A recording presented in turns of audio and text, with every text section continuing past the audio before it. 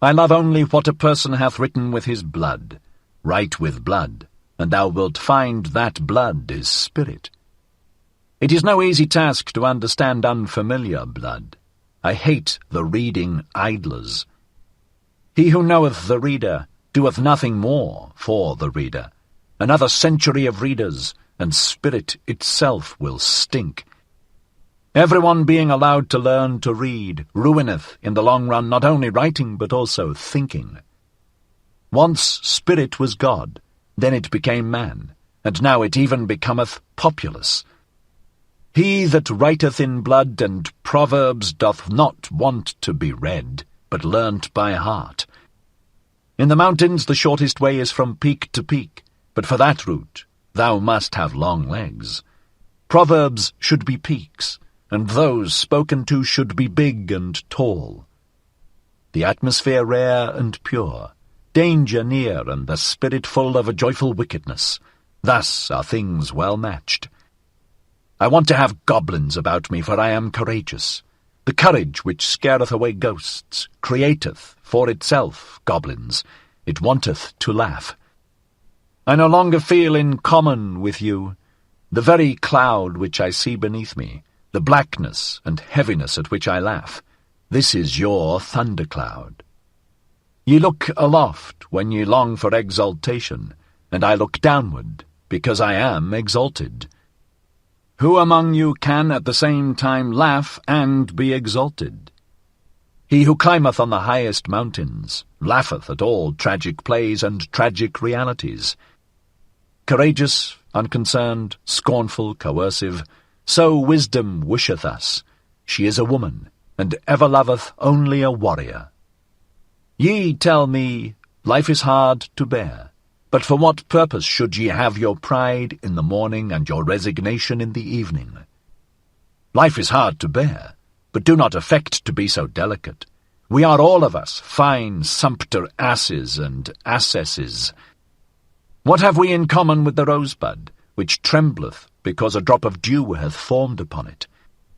It is true we love life, not because we are wont to live, but because we are wont to love.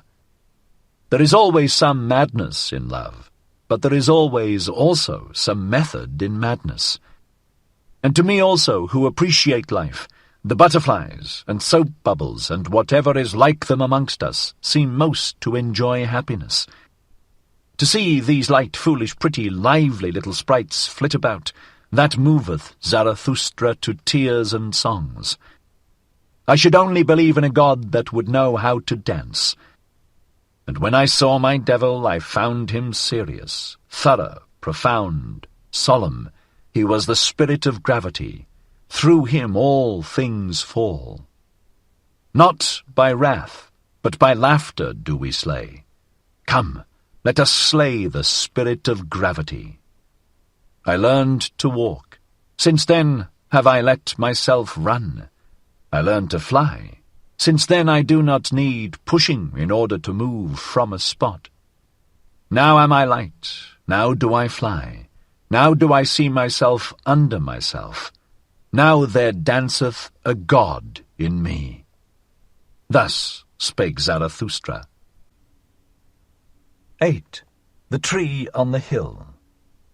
Zarathustra's eye had perceived that a certain youth avoided him, and as he walked alone one evening over the hill surrounding the town called the Pied Cow, behold, there found he the youth sitting leaning against a tree, and gazing with wearied look into the valley. Zarathustra thereupon laid hold of the tree beside which the youth sat, and spake thus, If I wished to shake this tree with my hands, I should not be able to do so. But the wind, which we see not, troubleth and bendeth it as it listeth. We are sorest bent and troubled by invisible hands. Thereupon the youth arose disconcerted, and said, I hear Zarathustra, and just now was I thinking of him. Zarathustra answered, Why art thou frightened on that account? But it is the same with man as with the tree. The more he seeketh to rise into the height and light, the more vigorously do his roots struggle earthward, downward, into the dark and deep, into the evil. Yea, into the evil, cried the youth. "How is it possible that thou hast discovered my soul?" Zarathustra smiled and said, "Many a soul one will never discover, unless one first invent it." "Yea, into the evil," cried the youth once more. "Thou saidst the truth, Zarathustra. I trust myself no longer, since I sought to rise into the height, and nobody trusteth me any longer. How doth that happen?" "I change too quickly. My today refuteth my yesterday. I often overleap the steps when I clamber. For so doing, none of the steps pardons me. When aloft, I find myself always alone. No one speaketh unto me. The frost of solitude maketh me tremble. What do I seek on the height? My contempt and my longing increase together. The higher I clamber, the more do I despise him who clambereth. What doth he seek on the height? How ashamed I am of my clambering and stumbling, how I mock at my violent panting, how I hate him who flieth, how tired I am on the height." Here the youth was silent, and Zarathustra contemplated the tree beside which they stood, and spake thus. "This tree standeth lonely here on the hills. It hath grown up high above man and beast. And if it wanted to speak, it would have none who could understand it. So high hath it grown. Now it waiteth and waiteth. For what doth it wait? It dwelleth too close to the seat of the clouds. It waiteth, perhaps, for the first lightning." When Zarathustra had said this, the youth called out with violent gestures, "Yea, Zarathustra, thou speakest the truth. My destruction I longed for when I desired to be on the height, and thou art the lightning for which I waited. Lo, what have I been since thou hast appeared amongst us? It is mine envy of thee that hath destroyed me." Thus spake the youth, and wept bitterly. Zarathustra, however, put his arm about him, and led the youth away with him. And when they had walked a while together, Zarathustra began to speak thus. "It rendeth my heart. Better than thy words express it, thine eyes tell me all thy danger. As yet thou art not free. Thou still seekest freedom. Too unslept hath thy seeking made thee, and too wakeful. On the open height wouldst thou be, for the stars thirsteth thy soul, but thy bad impulses also thirst for freedom. Thy wild dogs want liberty. They bark for joy in their cellar when thy spirit endeavoureth to open all prison doors.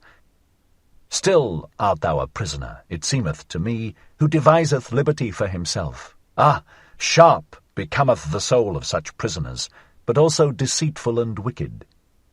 To purify himself is still necessary for the freedom of the spirit. Much of the prison and the mould still remaineth in him. Pure hath his eye still to become. Yea, I know thy danger, but by my love and hope I conjure thee, cast not thy love and hope away. Noble thou feelest thyself still, and noble others also feel thee still, though they bear thee a grudge and cast evil looks. Know this, that to everybody a noble one standeth in the way. Also to the good a noble one standeth in the way, and even when they call him a good man, they want thereby to put him aside. The new would the noble man create, and a new virtue. The old wanteth the good man, and that the old should be conserved. But it is not the danger of the noble man to turn a good man, but lest he should become a blusterer, a scoffer, or a destroyer. Ah, I have known noble ones who lost their highest hope, and then they disparaged all high hopes. Then lived they shamelessly in temporary pleasures, and beyond the day had hardly a name. Spirit is also voluptuousness, said they, then broke the wings of their spirit, and now it creepeth about, and defileth where it gnaweth. Once they thought of becoming heroes, but sensualists are they now. A trouble and a terror is the hero to them. But by my love and hope I conjure thee, cast not away the hero in thy soul.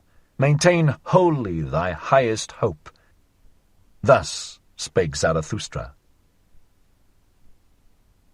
9. The Preachers of Death. There are preachers of death.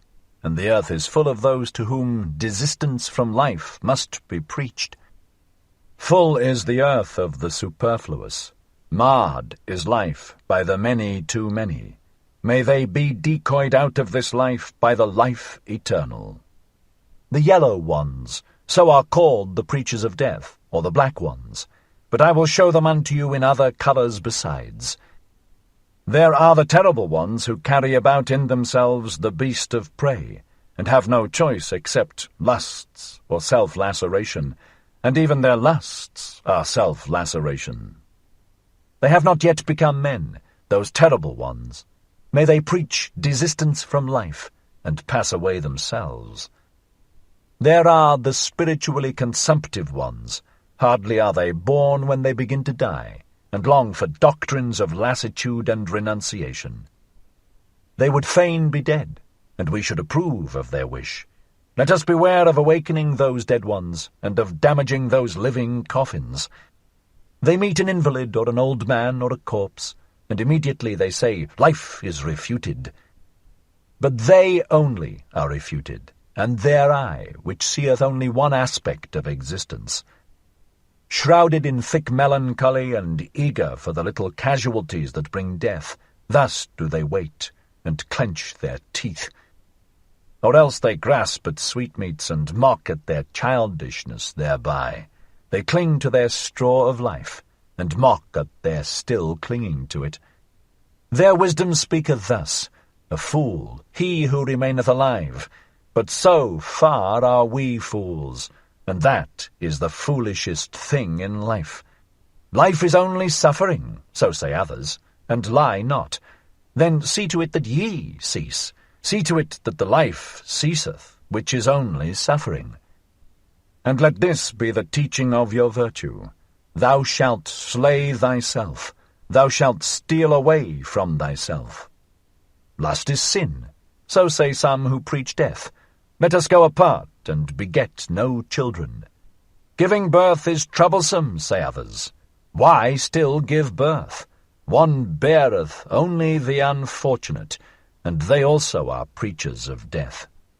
Pity is necessary, so saith a third party. Take what I have, take what I am, so much less doth life bind me. Were they consistently pitiful, then would they make their neighbours sick of life. To be wicked, that would be their true goodness. But they want to be rid of life. What care they if they bind others still faster with their chains and gifts? And ye also, to whom life is rough labour and disquiet, are ye not very tired of life? Are ye not very ripe for the sermon of death? All ye to whom rough labour is dear, and the rapid, new, and strange, ye put up with yourselves badly. Your diligence is flight, and the will to self-forgetfulness.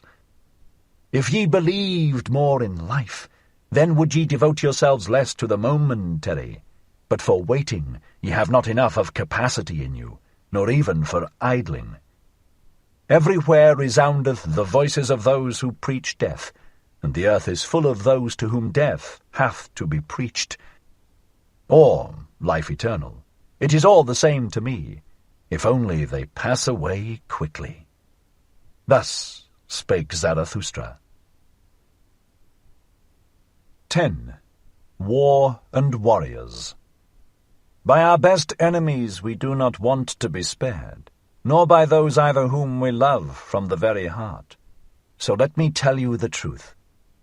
My brethren in war, I love you from the very heart. I am and was ever your counterpart, and I am also your best enemy.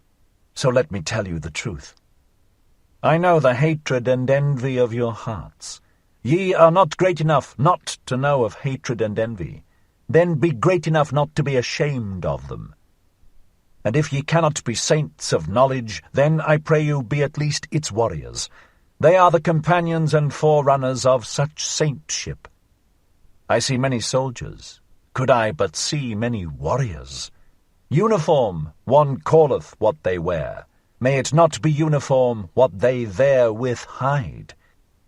Ye shall be those whose eyes ever seek for an enemy, for your enemy. and with some of you there is hatred at first sight. Your enemy shall ye seek, your war shall ye wage, and for the sake of your thoughts, and if your thoughts succumb, your uprightness shall still shout triumph thereby. Ye shall love peace as a means to new wars, and the short peace more than the long. You I advise not to work, but to fight. You I advise not to peace, but to victory. Let your work be a fight. Let your peace be a victory. One can only be silent and sit peacefully when one hath arrow and bow. Otherwise one prateth and quarrelleth. Let your peace be a victory. Ye say it is the good cause which halloweth even war. I say unto you, it is the good war which halloweth every cause. War and courage have done more great things than charity. Not your sympathy, but your bravery have hitherto saved the victims. What is good, ye ask? To be brave is good. Let the little girls say, to be good is what is pretty, and at the same time touching. They call you heartless, but your heart is true, and I love the bashfulness of your goodwill. Ye are ashamed of your flow, and others are ashamed of their ebb. Ye are ugly? Well then, my brethren, take the sublime about you, the mantle of the ugly. And when your soul becometh great, then doth it become haughty, and in your sublimity there is wickedness. I know you. In wickedness the haughty man and the weakling meet, but they misunderstand one another. I know you. Ye shall only have enemies to be hated, but not enemies to be despised. Ye must be proud of your enemies. Then the success of your enemies are also your successes. Resistance, that is the distinction of the slave. Let your distinction be obedience. Let your commanding itself be obeying. To the good warrior soundeth thou shalt pleasanter than I will, and all that is dear unto you ye shall first have it commanded unto you. Let your love to life be love to your highest hope, and let your highest hope be the highest thought of life. Your highest thought, however, ye shall have it commanded unto you by me, and it is this: man is something that is to be surpassed. So live your life of obedience and of war. What matter about long life? What warrior wisheth to be spared? I spare you not. I love you from my very heart, my brethren in war. Thus spake Zarathustra. 11. The New Idol. Somewhere there are still peoples and herds, but not with us, my brethren. Here there are states. A state? What is that? Well, open now your ears unto me, for now will I say unto you my word concerning the death of peoples. A state is called the coldest of all cold monsters. Coldly lieth it also, and this lie creepeth from its mouth. I, the state, am the people. It is a lie. Creators were they who created peoples, and hung a faith and a love over them. Thus they served life. Destroyers are they who lay snares for many, and call it the state. They hang a sword and 100 cravings over them. Where there is still a people, there the state is not understood, but hated as the evil eye, and as sin against laws and customs. This sign I give unto you: every people speaketh its language of good and evil. This its neighbour understandeth not. Its language hath it devised for itself in laws and customs. But the state lieth in all languages of good and evil, and whatever it saith it lieth, and whatever it hath stolen. False is everything in it. With stolen teeth it biteth, the biting one. False are even its bowels. Confusion of language of good and evil, this sign I give unto you as the sign of the state. Verily, the will to death indicateth this sign. Verily, it beckoneth unto the preachers of death. Many too many are born, for the superfluous ones was the state devised. See just how it enticeth them to it, the many too many, how it swalloweth and cheweth and re-cheweth them. On earth there is nothing greater than I. It is I who am the regulating finger of God.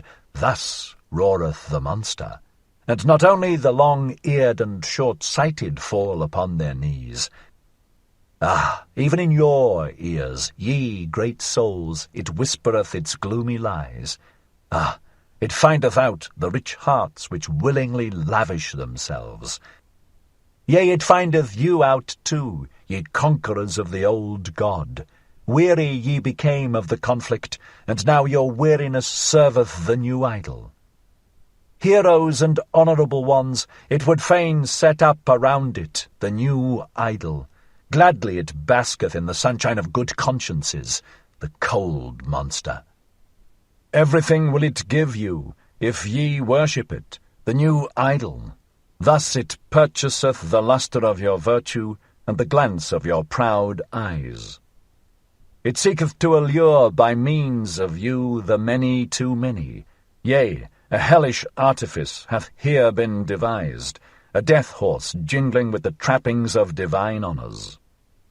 Yea, a dying for many hath here been devised, which glorifieth itself as life, verily a hearty service unto all preachers of death. The state, I call it, where all are poison drinkers, the good and the bad. The state, where all lose themselves, the good and the bad. The state where the slow suicide of all is called life. Just see these superfluous ones. They steal the works of the inventors and the treasures of the wise. Culture they call their theft, and everything becometh sickness and trouble unto them. Just see these superfluous ones. Sick are they always. They vomit their bile and call it a newspaper. They devour one another, and cannot even digest themselves. Just see these superfluous ones. Wealth they acquire and become poorer thereby. Power they seek for, and above all, the lever of power, much money, these impotent ones. See them clamber, these nimble apes. They clamber over one another, and thus scuffle into the mud and the abyss. Towards the throne they all strive. It is their madness, as if happiness sat on the throne. Oft-times sitteth filth on the throne, and oft-times also the throne on filth. Madmen they all seem to me, and clambering apes, and too eager. Badly smelleth their idol to me, the cold monster. Badly they all smell to me, these idolaters. My brethren, will ye suffocate in the fumes of their maws and appetites? Better break the windows and jump into the open air. Do go out of the way of the bad odour, withdraw from the idolatry of the superfluous. Do go out of the way of the bad odour, withdraw from the steam of these human sacrifices. Open still remaineth the earth for great souls. Empty are still many sites for lone ones and twain ones, around which floateth the odour of tranquil seas. Open still remaineth a free life for great souls. Verily, he who possesseth little is so much the less possessed. Blessed be moderate poverty. There, where the state ceaseth, there only commenceth the man who is not superfluous. There commenceth the song of the necessary ones, the single and irreplaceable melody. There where the state ceaseth, pray look thither, my brethren. Do ye not see it, the rainbow and the bridges of the Superman? Thus spake Zarathustra. 12. The flies in the marketplace. Flee, my friend, into thy solitude. I see thee deafened with the noise of the great men, and stung all over with the stings of the little ones. Admirably do forest and rock know how to be silent with thee. Resemble again the tree which thou lovest, the broad-branched one. Silently and attentively it o'erhangeth the sea. where solitude endeth, there beginneth the marketplace, and where the marketplace beginneth, there beginneth also the noise of the great actors, and the buzzing of the poison flies. In the world even the best things are worthless without those who represent them, those representers the people call great men. Little do the people understand what is great, that is to say, the creating agency, but they have a taste for all representers and actors of great things. Around the devisers of new values revolveth the world, invisibly it revolveth, but around the actors revolve the people and the glory. Such is the course of things. Spirit hath the actor, but little conscience of the spirit. He believeth always in that wherewith he maketh believe most strongly, in himself. Tomorrow he hath a new belief, and the day after one still newer. Sharp perceptions hath he, like the people, and changeable humours. To upset, that meaneth with him to prove. To drive mad, that meaneth with him to convince. And blood is counted by him as the best of all arguments. A truth which only glideth into fine ears he calleth falsehood and trumpery. Verily he believeth only in gods that make a great noise in the world. Full of clattering buffoons is the marketplace, and the people glory in their great men. These are for them the masters of the hour. But the hour presseth them, so they press thee, and also from thee they want yea or nay. Alas, thou wouldst set thy chair betwixt for and against. On account of those absolute and impatient ones, be not jealous, thou lover of truth. Never yet did truth cling to the arm of an absolute one. On account of those abrupt ones, return into thy security. Only in the marketplace is one assailed by yea or nay. Slow is the experience of all deep fountains. Long have they to wait until they know what hath fallen into their depths. Away from the marketplace and from fame taketh place all that is great. Away from the marketplace and from fame have ever dwelt the devisers of new values. Flee, my friend, into thy solitude. I see thee stung all over by the poisonous flies. Flee thither where a rough, strong breeze bloweth. Flee into thy solitude. Thou hast lived too closely to the small and the pitiable. Flee from their invisible vengeance. Towards thee they have nothing but vengeance. Raise no longer an arm against them. Innumerable are they, and it is not thy lot to be a fly-flap. Innumerable are the small and pitiable ones, and of many a proud structure raindrops and weeds have been the ruin. Thou art not stone, but already hast thou become hollow by the numerous drops. Thou wilt yet break and burst by the numerous drops. Exhausted I see thee by poisonous flies. Bleeding I see thee, and torn at 100 spots, and thy pride will not even upbraid. Blood they would have from thee in all innocence. Blood their bloodless souls crave for, and they sting, therefore, in all innocence. But thou, profound one, thou sufferest too profoundly even from small wounds, and ere thou hadst recovered, the same poison worm crawled over thy hand. Too proud art thou to kill these sweet tooths, but take care lest it be thy fate to suffer all their poisonous injustice. They buzz around thee also with their praise. Obtrusiveness is their praise. They want to be close to thy skin and thy blood. They flatter thee, as one flattereth a god or devil. They whimper before thee, as before a god or devil. What doth it come to? Flatterers are they, and whimperers, and nothing more. Often also do they show themselves to thee as amiable ones, but that hath ever been the prudence of the cowardly. Yea, the cowardly are wise. They think much about thee with their circumscribed souls. Thou art always suspected by them. Whatever is much thought about is at last thought suspicious. They punish thee for all thy virtues. They pardon thee in their inmost hearts only for thine errors. Because thou art gentle and of upright character, thou sayest, blameless are they for their small existence.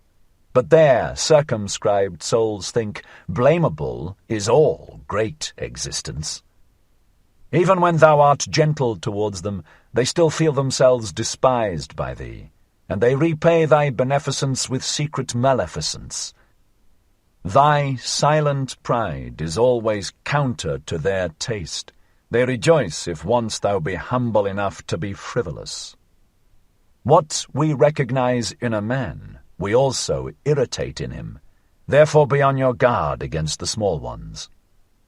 In thy presence they feel themselves small, and their baseness gleameth and gloweth against thee in invisible vengeance.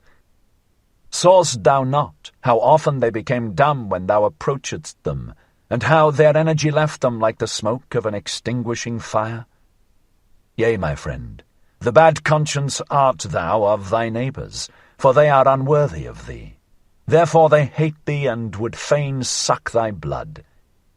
Thy neighbours will always be poisonous flies. What is great in thee? That itself must make them more poisonous, and always more fly-like. Flee, my friend, into thy solitude, and thither where a rough, strong breeze bloweth. It is not thy lot to be a fly-flap. Thus spake Zarathustra. 13. Chastity. I love the forest. It is bad to live in cities. There are too many of the lustful. Is it not better to fall into the hands of a murderer than into the dreams of a lustful woman? And just look at these men. Their eyes saith it. They know nothing better on earth than to lie with a woman. Filth is at the bottom of their souls, and alas, if their filth hath still spirit in it. Would that ye were perfect, at least as animals, but to animals belongeth innocence. Do I counsel you to slay your instincts? I counsel you to innocence in your instincts. Do I counsel you to chastity? Chastity is a virtue with some, but with many almost a vice. These are continent, to be sure, but doggish lust looketh enviously out of all that they do. Even into the heights of their virtue and into their cold spirit doth this creature follow them with its discord. And how nicely can doggish lust beg for a piece of spirit when a piece of flesh is denied it. Ye love tragedies and all that breaketh the heart, but I am distrustful of your doggish lust. Ye have 2 cruel eyes, and ye look wantonly towards the sufferers. Hath not your lust just disguised itself and taken the name of fellow suffering? And also this parable give I unto you. Not a few who meant to cast out their devil went thereby into the swine themselves. To whom chastity is difficult, it is to be dissuaded, lest it become the road to hell, to filth and lust of soul. Do I speak of filthy things? That is not the worst thing for me to do. Not when the truth is filthy, but when it is shallow, doth the discerning one go unwillingly into its waters. Verily, there are chaste ones from their very nature. They are gentler of heart, and laugh better and oftener than you. They laugh also at chastity and ask, what is chastity? Is chastity not folly? But the folly came unto us, and not we unto it. We offered that guest harbour and heart, now it dwelleth with us.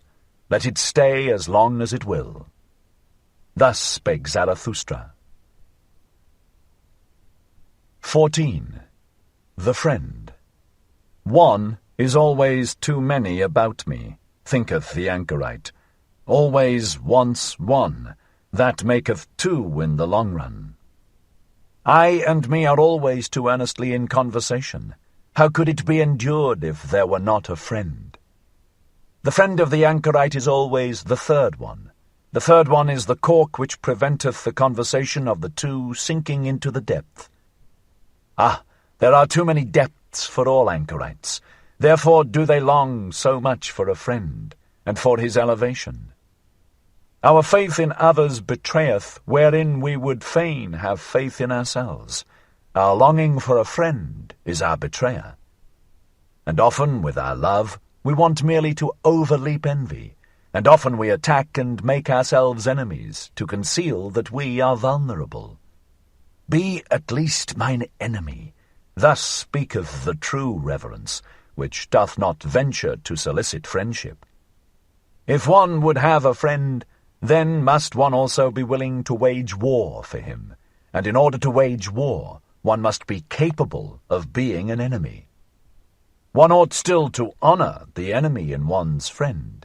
Canst thou go nigh unto thy friend, and not go over to him? In one's friend one shall have one's best enemy. Thou shalt be closest unto him with thy heart when thou withstandest him. Thou wouldst wear no raiment before thy friend? It is in honour of thy friend that thou showest thyself to him as thou art, but he wisheth thee to the devil on that account. He who maketh no secret of himself shocketh. So much reason have ye to fear nakedness. Aye, if ye were gods, ye could then be ashamed of clothing. Thou canst not adorn thyself fine enough for thy friend, for thou shalt be unto him an arrow, and a longing for the Superman. Sawest thou ever thy friend asleep, to know how he looketh? What is usually the countenance of thy friend? It is thine own countenance in a coarse and imperfect mirror. Sawest thou ever thy friend asleep? Wert thou not dismayed at thy friend looking so? O my friend, man is something that hath to be surpassed. In divining and keeping silence shall the friend be a master. Not everything must thou wish to see. Thy dream shall disclose unto thee what thy friend doeth when awake. Let thy pity be a divining, to know first if thy friend wanteth pity. Perhaps he loveth in thee the unmoved eye, and the look of eternity. Let thy pity for thy friend be hid under a hard shell. Thou shalt bite out a tooth upon it. Thus will it have delicacy and sweetness. Art thou pure air and solitude and bread and medicine to thy friend? Many a one cannot loosen his own fetters, but is nevertheless his friend's emancipator. Art thou a slave? Then thou canst not be a friend. Art thou a tyrant? Then thou canst not have friends. Far too long hath there been a slave and a tyrant concealed in woman. On that account woman is not yet capable of friendship. She knoweth only love. In woman's love there is injustice and blindness to all she doth not love. And even in woman's conscious love there is still always surprise and lightning and night, along with the light. As yet woman is not capable of friendship. Women are still cats and birds, or at the best, cows. As yet woman is not capable of friendship. But tell me, ye men, who of you are capable of friendship? Oh, your poverty, ye men, and your sordidness of soul! As much as ye give to your friend will I give even to my foe, and will not have become poorer thereby. There is comradeship. May there be friendship. Thus spake Zarathustra. 15. The 1,001 Goals. Many lands saw Zarathustra, and many peoples. Thus he discovered the good and bad of many peoples. No greater power did Zarathustra find on earth than good and bad. No people could live without first valuing. If a people will maintain itself, however, it must not value as its neighbour valueth. Much that passed for good with one people was regarded with scorn and contempt by another. Thus I found it. Much found I here called bad, which was there decked with purple honours. Never did one neighbour understand the other. Ever did his soul marvel at his neighbour's delusion and wickedness. A table of excellencies hangeth over every people. Lo, It is the table of their triumphs. Lo, it is the voice of their will to power. It is laudable what they think hard. What is indispensable and hard they call good, and what relieveth in the direst distress, the unique and hardest of all, they extol as holy. Whatever maketh them rule and conquer and shine, to the dismay and envy of their neighbours, they regard as the high and foremost thing, the test and the meaning of all else. Verily, my brother, if thou knewest but a people's need, its land, its sky, and its neighbour, then wouldst thou divine the law of its surmountings, and why it climbeth up that ladder to its hope. Always shalt thou be the foremost and prominent above others. No one shall thy jealous soul love, except a friend. That made the soul of a Greek thrill. Thereby went he his way to greatness.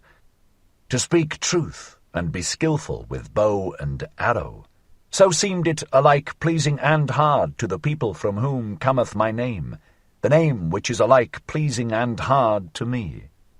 To honour father and mother, and from the root of the soul to do their will, this table of surmounting hung another people over them, and became powerful and permanent thereby. To have fidelity, and for the sake of fidelity to risk honour and blood, even in evil and dangerous courses. Teaching itself so, another people mastered itself, and thus mastering itself, became pregnant and heavy with great hopes. Verily, men have given unto themselves all their good and bad. Verily, they took it not, they found it not. It came not unto them as a voice from heaven. Values did man only assign to things in order to maintain himself. He created only the significance of things, a human significance. Therefore calleth he himself man, that is, the valuator. Valuing is creating. Hear it, ye creating ones. Valuation itself is the treasure and jewel of the valued things. Through valuation only is there value, and without valuation the nut of existence would be hollow. Hear it, ye creating ones. Change of values, that is, change of the creating ones, always doth he destroy who hath to be a creator. Creating ones were first of all peoples, and only in late times individuals. Verily, the individual himself is still the latest creation. Peoples once hung over them tables of the good, love which would rule, and love which would obey, created for themselves such tables. Older is the pleasure in the herd than the pleasure in the ego, and as long as the good conscience is for the herd, the bad conscience only saith ego. Verily, the crafty ego, the loveless one, that seeketh its advantage in the advantage of many, it is not the origin of the herd, but its ruin. Loving ones was it always, and creating ones that created good and bad. Fire of love gloweth in the names of all the virtues, and fire of wrath. Many lands saw Zarathustra, and many peoples. No greater power did Zarathustra find on earth than the creations of the loving ones. Good and bad are they called. Verily a prodigy is this power of praising and blaming. Tell me, ye brethren, who will master it for me? Who will put a fetter upon the 1,000 necks of this animal? 1,000 goals have there been hitherto, for 1,000 peoples have there been.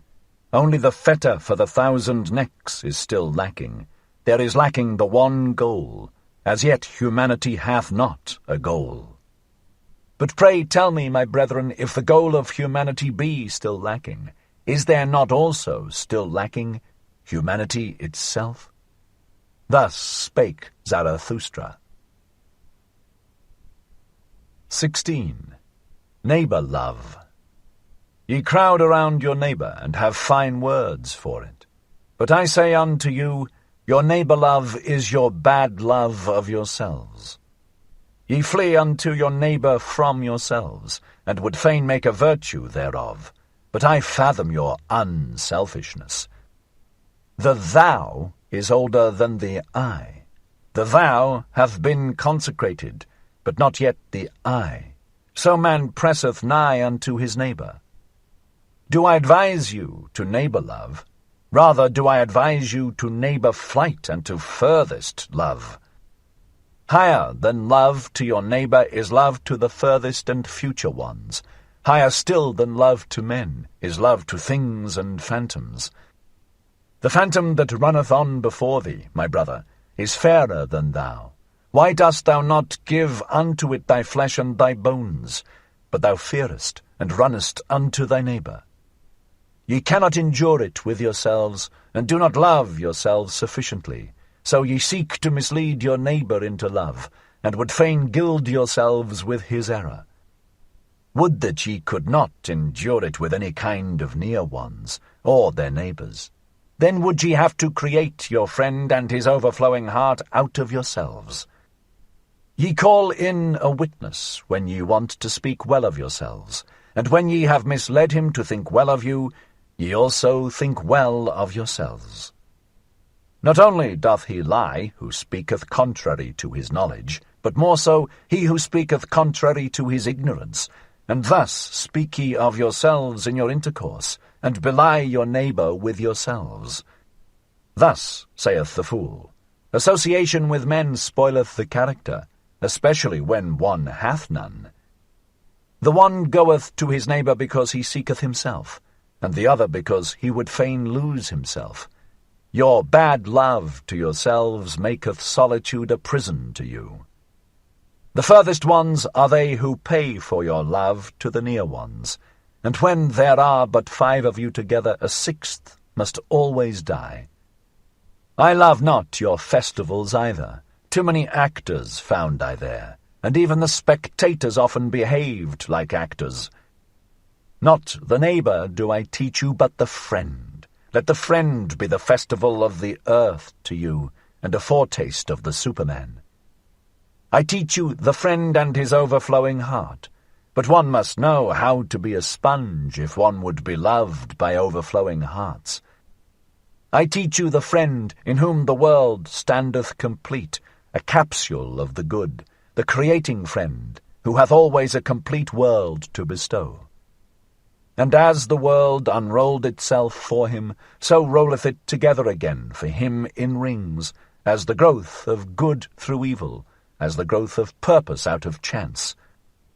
Let the future and the furthest be the motive of thy today. In thy friend shalt thou love the Superman as thy motive. My brethren, I advise you not to neighbour love. I advise you to furthest love. Thus spake Zarathustra. 17. The way of the creating one. Wouldst thou go into isolation, my brother? Wouldst thou seek the way unto thyself? Tarry yet a little, and hearken unto me. He who seeketh may easily get lost himself. All isolation is wrong. So say the herd. And long didst thou belong to the herd. The voice of the herd will still echo in thee, and when thou sayest, I have no longer a conscience in common with you, then will it be a plaint and a pain. Lo, that pain itself did the same conscience produce, and the last gleam of that conscience still gloweth on thine affliction. But thou wouldst go the way of thine affliction, which is the way unto thyself. Then show me thine authority and thy strength to do so. Art thou a new strength and a new authority, a first motion, a self-rolling wheel?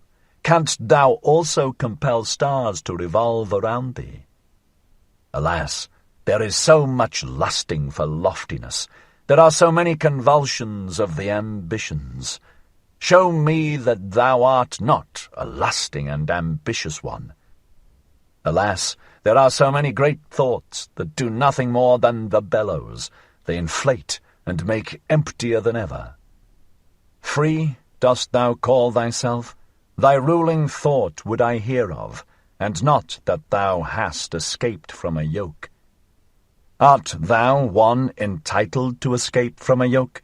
Many a one hath cast away his final worth when he hath cast away his servitude. Free from what? What doth that matter to Zarathustra? Clearly, however, shall thine eye show unto me, free for what? Canst thou give unto thyself thy bad and thy good, and set up thy will as a law over thee? Canst thou be judge for thyself, and avenger of thy law? Terrible is aloneness with the judge and avenger of one's own law. Thus is a star projected into desert space, and into the icy breath of aloneness. Today sufferest thou still from the multitude, thou individual. Today hast thou still thy courage unabated, and thy hopes. But one day will the solitude weary thee. One day will thy pride yield, and thy courage quail. Thou wilt one day cry, I am alone. One day wilt thou see no longer thy loftiness, and see too closely thy lowliness. Thy sublimity itself will frighten thee as a phantom. Thou wilt one day cry, all is false. There are feelings which seek to slay the lonesome one. If they do not succeed, then must they themselves die. But art thou capable of it, to be a murderer? Hast thou ever known, my brother, the word disdain, and the anguish of thy justice in being just to those that disdain thee? Thou forcest many to think differently about thee. That charge they heavily to thine account. Thou camest nigh unto them, and yet wentest past. For that they never forgive thee. Thou goest beyond them, but the higher thou risest, the smaller doth the eye of envy see thee. Most of all, however, is the flying one hated. How could ye be just unto me, must thou say? I choose your injustice as my allotted portion. Injustice and filth cast they at the lonesome one. But, my brother, if thou wouldst be a star, thou must shine for them none the less on that account. And be on thy guard against the good and just. They would fain crucify those who devise their own virtue. They hate the lonesome ones. Be on thy guard also against holy simplicity. All is unholy to it that is not simple. Fain likewise would it play with the fire of the faggot and the stake. And be on thy guard also against the assaults of thy love. Too readily doth the recluse reach his hand to any one who meeteth him. To many a one mayest thou not give thy hand, but only thy paw, and I wish thy paw also to have claws. But the worst enemy thou canst meet wilt thou thyself always be. Thou waylayest thyself in caverns and forests. Thou lonesome one, thou goest the way to thyself, and past thyself and thy 7 devils leadeth thy way.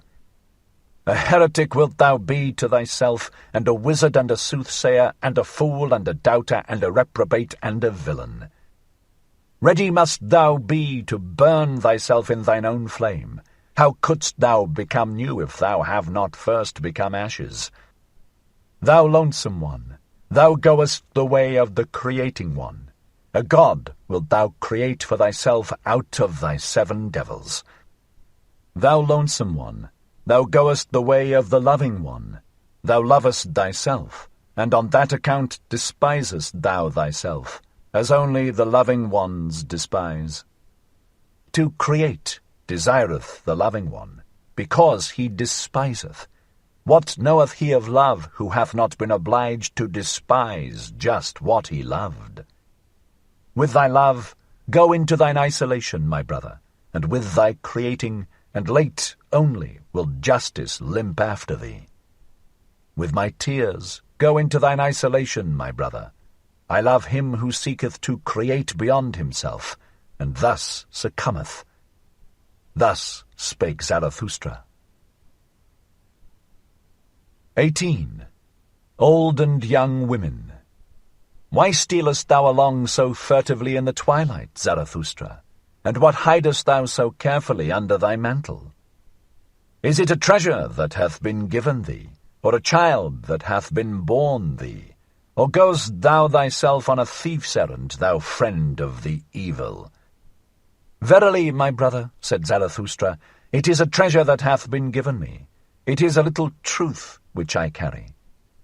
But it is naughty, like a young child, and if I hold not its mouth, it screameth too loudly.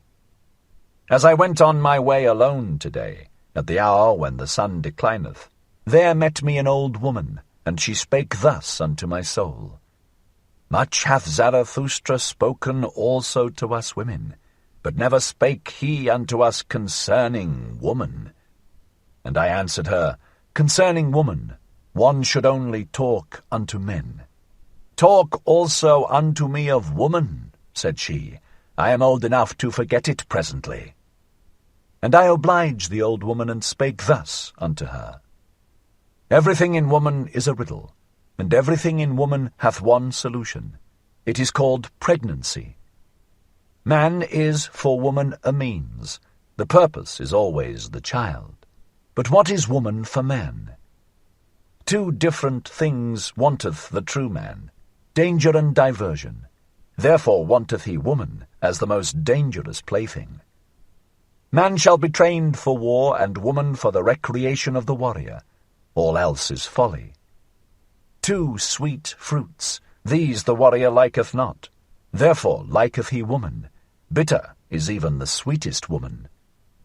Better than man doth woman understand children, but man is more childish than woman. In the true man there is a child hidden, it wanteth to play. Up then, ye women, and discover the child in man. A plaything let woman be, pure and fine like the precious stone, illumined with the virtues of a world not yet come. Let the beam of a star shine in your love. Let your hope say, May I bear the Superman. In your love let there be valour. With your love shall ye assail him who inspireth you with fear. In your love be your honour. Little doth woman understand otherwise about honour. But let this be your honour, always to love more than ye are loved, and never be the second. Let man fear woman when she loveth, then maketh she every sacrifice, and everything else she regardeth as worthless. Let man fear woman when she hateth, for man in his innermost soul is merely evil. Woman, however, is mean. Whom hateth woman most? Thus spake the iron to the lodestone. I hate thee most, because thou attractest, but art too weak to draw unto thee. The happiness of man is, I will. The happiness of woman is, he will. Lo, now hath the world become perfect. Thus thinketh every woman when she obeyeth with all her love. Obey must the woman, and find a depth for her surface.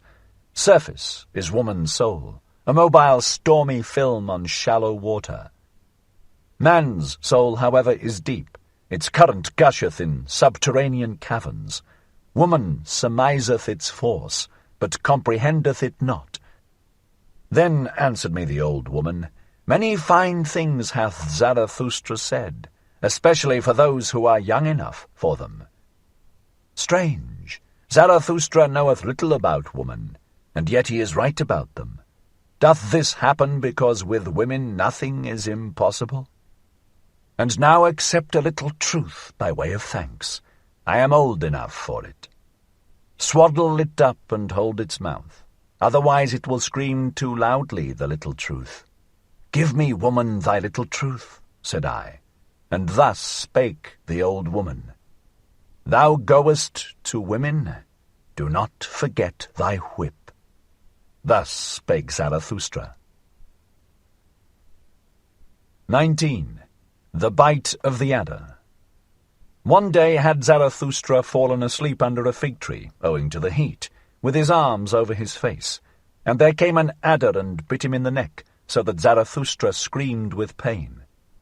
When he had taken his arm from his face, he looked at the serpent, and then did it recognize the eyes of Zarathustra, wriggled awkwardly, and tried to get away. Not at all, said Zarathustra, as yet hast thou not received my thanks. Thou hast awakened me in time. My journey is yet long.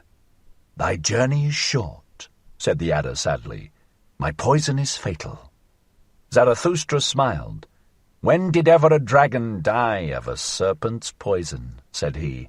"But take thy poison back. Thou art not rich enough to present it to me." Then fell the adder again on his neck, and licked his wound. When Zarathustra once told this to his disciples, they asked him, "And what, O Zarathustra, is the moral of thy story?" And Zarathustra answered them thus: "The destroyer of morality, the good and just call me. My story is immoral. When, however, ye have an enemy, then return him not good for evil, for that would abash him, but prove that he hath done something good to you. And rather be angry than abash any one. And when ye are cursed, it pleaseth me not that ye should then desire to bless. Rather curse a little also. And should a great injustice befall you, then do quickly 5 small ones besides. Hideous to behold is he on whom injustice presseth alone. Did ye ever know this? Shared injustice is half justice, and he who can bear it shall take the injustice upon himself. A small revenge is humaner than no revenge at all, and if the punishment be not also a right and an honour to the transgressor, I do not like your punishing. Nobler is it to own oneself in the wrong than to establish one's right, especially if one be in the right. Only one must be rich enough to do so. I do not like your cold justice. Out of the eye of your judges there always glanceth the executioner and his cold steel. Tell me, where find we justice, which is love with seeing eyes? Devise me then the love, which not only beareth all punishment, but also all guilt. Devise me then the justice, which acquitteth every one except the judge. And would ye hear this likewise? To him who seeketh to be just from the heart, even the lie becometh philanthropy. But how could I be just from the heart? How can I give every one his own? Let this be enough for me. I give unto every one mine own. Finally, my brethren, guard against doing wrong to any anchorite. How could an anchorite forget? How could he requite? Like a deep well is an anchorite. Easy is it to throw in a stone. If it should sink to the bottom, however, tell me who will bring it out again. Guard against injuring the anchorite. If ye have done so, however, well then, kill him also. Thus spake Zarathustra. 20. Child and Marriage. I have a question for thee alone, my brother. Like a sounding lead, cast I this question into thy soul, that I may know its depth. Thou art young, and desirest child and marriage. But I ask thee, art thou a man entitled to desire a child? Art thou the victorious one, the self-conqueror, the ruler of thy passions, the master of thy virtues? Thus do I ask thee. Or doth the animals speak in thy wish, and necessity, or isolation, or discord in thee? I would have thy victory and freedom long for a child. Living monuments shalt thou build to thy victory and emancipation. Beyond thyself shalt thou build, but first of all must thou be built thyself, rectangular in body and soul. Not only onward shalt thou propagate thyself, but upward. For that purpose may the garden of marriage help thee. A higher body shalt thou create, a first movement, a spontaneously rolling wheel, a creating one shalt thou create. Marriage, so call I the will of the twain to create the one that is more than those who created it, the reverence for one another, as those exercising such a will call I marriage. Let this be the significance and the truth of thy marriage, but that which the many too many call marriage, those superfluous ones, what shall I call it? The poverty of soul in the twain, the filth of soul in the twain, the pitiable self-complacency in the twain. Marriage, they call it all, and they say their marriages are made in heaven. Well, I do not like it, that heaven of the superfluous. No, I do not like them, those animals tangled in the heavenly toils. Far from me also be the God who limpeth thither to bless what he hath not matched. Laugh not at such marriages. What child hath not had reason to weep over its parents? Worthy did this man seem, and ripe for the meaning of the earth. But when I saw his wife, the earth seemed to me a home for madcaps. Yea, I would that the earth shook with convulsions when a saint and a goose mate with one another. This one went forth in quest of truth as a hero, and at last got for himself a small decked-up lie. His marriage, he calleth it. That one was reserved in intercourse and chose choicely. But one time he spoilt his company for all time. His marriage, he calleth it. Another sought a handmaid with the virtues of an angel, but all at once he became the handmaid of a woman, and now would he need also to become an angel. Careful have I found all buyers, and all of them have astute eyes, but even the astutest of them buyeth his wife in a sack. Many short follies, that is called love by you, and your marriage putteth an end to many short follies with one long stupidity. Your love to woman, and woman's love to man, would that it was sympathy for suffering and veiled deities, but generally two animals alight on one another. But even your best love is only an enraptured simile and a painful ardour. It is a torch to light you to loftier paths. Beyond yourselves shall ye love some day. Then learn, first of all, to love, and on that account ye had to drink the bitter cup of your love. Bitterness is in the cup even of the best love. Thus doth it cause longing for the Superman. Thus doth it cause thirst in thee, the creating one. Thirst in the creating one, arrow and longing for the Superman. Tell me, my brother, is this thy will to marriage? Holy call I such a will, and such a marriage. Thus spake Zarathustra.